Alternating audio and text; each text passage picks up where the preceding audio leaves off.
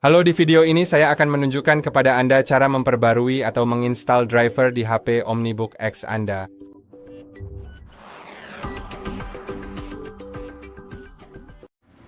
Untuk memperbarui atau menginstal driver, sebenarnya ada dua metode yang bisa dilakukan. Mari kita lihat yang pertama, yang paling mudah dulu. Cara ini seharusnya bisa menyelesaikan sebagian besar masalah. Dan untuk melakukannya, cukup buka pengaturan lalu Windows Update dan periksa pembaruan. Saya tidak memiliki koneksi internet, jadi saya akan menghubungkannya terlebih dahulu.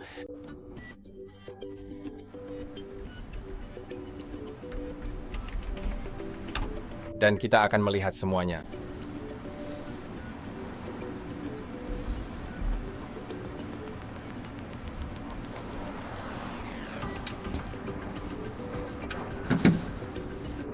Sekarang sistem mulai memeriksa pembaruan dan akan menemukan mungkin jika ada jumlahnya akan banyak.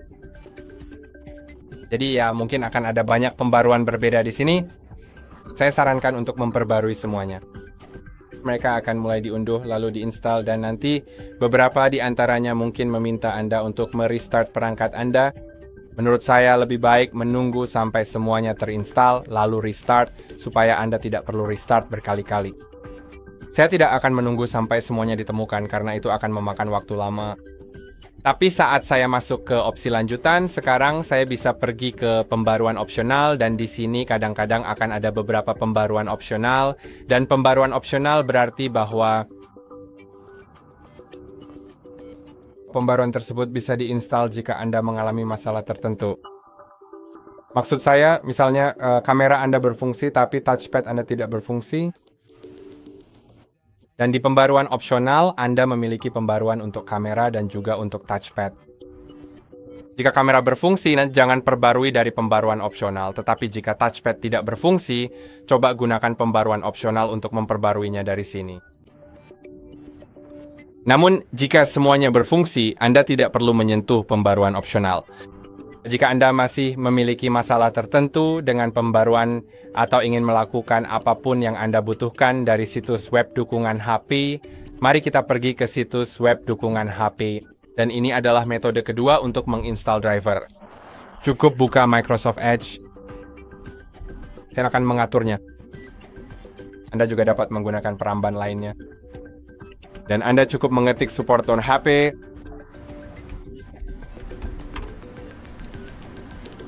Sekarang saya akan mengganti bahasa setelah saya menyelesaikan semua pop-up ini sebentar lagi. Mohon tunggu.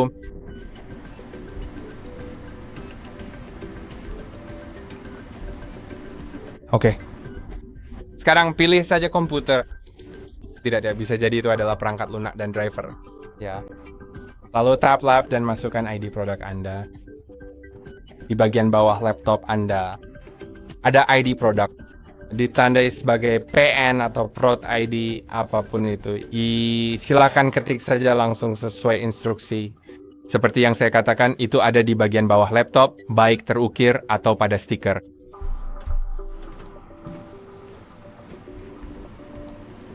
Saya akan mengetiknya saja. Anda juga dapat mengeklik biarkan HP mendeteksi produk Anda. Tapi ya, aku baik-baik saja hanya dengan mengetik ID produk. Kemudian pilih versi OS yang Anda miliki, yang sesuai dengan perangkat Anda.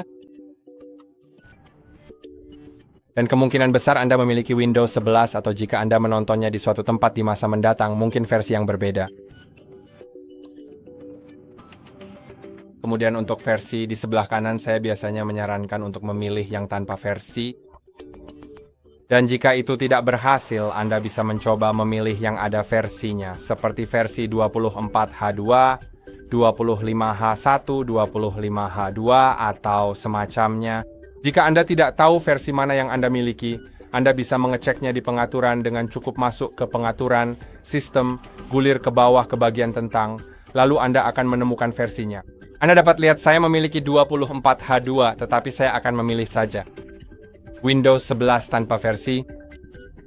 Klik kirim dan kini Anda dapat memilih secara manual driver mana yang ingin Anda dapatkan, seperti untuk chipset, untuk diagnostik, atau yang lainnya, tetapi Anda juga dapat cukup mengeklik deteksi perangkat lunak dan driver saya dan program HP Web Product Detection akan mulai dijalankan. Tetapi kemungkinan besar Anda tidak memilikinya jika Anda belum menggunakannya. Jadi Anda harus klik di sini jika Anda tidak melihat pop-up apapun. Mulai unduh. Dan sekarang akan mengunduh HP Support Solutions Framework. Buka filenya. Tentu saja semua ini opsional dengan deteksi otomatis, tapi menurut saya program ini cukup berguna untuk dimiliki di masa depan. Jadi saya akan ambil saja. Mari kita setujui, mari kita install. Ini benar-benar proses yang cepat di sini dan menurut saya ini sepadan. Sekarang saya akan menyelesaikan dan Anda bisa lihat tombol lanjutkan tidak berwarna abu-abu lagi.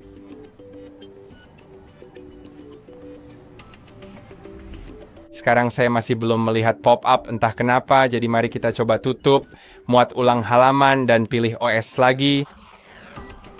Mengirimkan, mendeteksi perangkat lunak dan driver.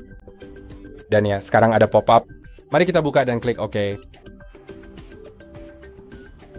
Lalu akan mulai mendeteksi produk secara otomatis.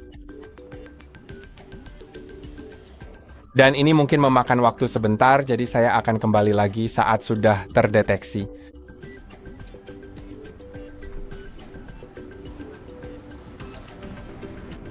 Dan Anda bisa lihat bahwa produk tersebut memang sudah terdeteksi. Jadi saya bisa mengunduhnya di sini atau klik pilih semua jika ada beberapa atau pilih yang ingin Anda install. Saya akan pilih saja lalu klik unduh file yang dipilih. Anda bisa mengunduh menggunakan asisten akses unduh dan install atau melakukannya secara manual. Saya akan melakukannya secara manual, terutama jika file yang diunduh lebih dari satu. Jika begitu, ada baiknya menggunakan asisten otomatis. Ya, dan saya kembali lagi sebentar lagi.